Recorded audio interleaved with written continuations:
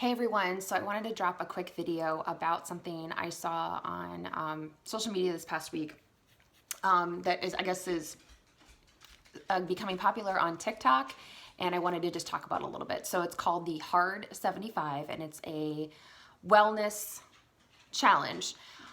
So here's my beef with it, and why I don't think it may be the best fit for a lot of people. So here are the rules. So it's a 75-day challenge.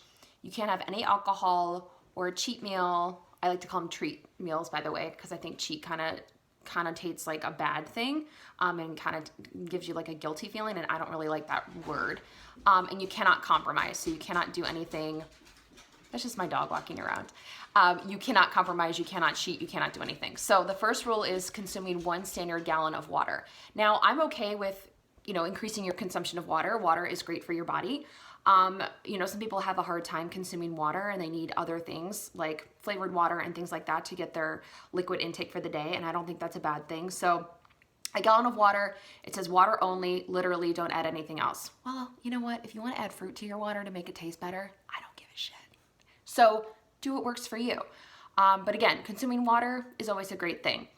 Now here's the one where I kind of get a little bit beefy. 2 daily workouts with a minimum of 45 minutes each and spaced no less than 3 hours apart. So I'm gonna take a gander and say a lot of people probably work or are caretaking for children or have other obligations during the day.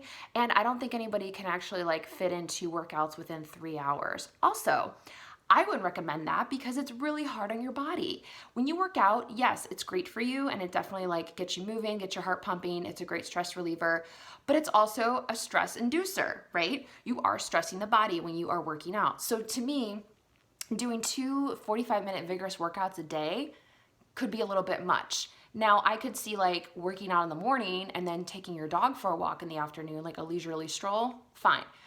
But I wouldn't want to compromise your parasympathetic nervous system and get that all fired up again in a second workout. And also it says to do it outside. And I don't know about you, but it's snowing here and it's 9 degrees and you couldn't pay me money to go outside right now. Okay. Next thing, self-developmental reading, active reading, 10 pages, take notes. Cool. I love some self-development stuff. I think it's great. Do I do it every day? No. Do I wish I did? Yes. Do I sometimes just fall asleep because I need the rest? Yeah. Do I beat myself up? No. So self-development's great. Do I need to take notes every time I read? No. Am I going to? Probably not, because I do it right before bed and I'm pretty lazy at that point in the day. So do it when you can, but I don't think it's something you need to beat yourself up about if you don't do it.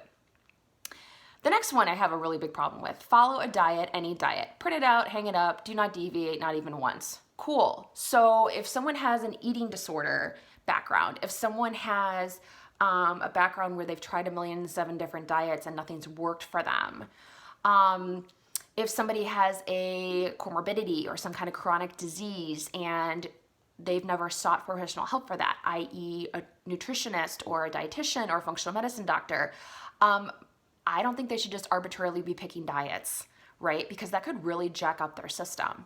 So I am not big on picking out a diet. I am big on eating as much whole foods as possible, sure. But I also think that you definitely should have a meal every week that makes you smile and makes you feel hey, I had a fun meal, like pizza or a burger or something like that, because that's what releases lycopene, which is a hormone that, makes you feel better. And it's great. And then you go back to feeling and getting back to your normal everyday eating. But beat yourself up for it? No.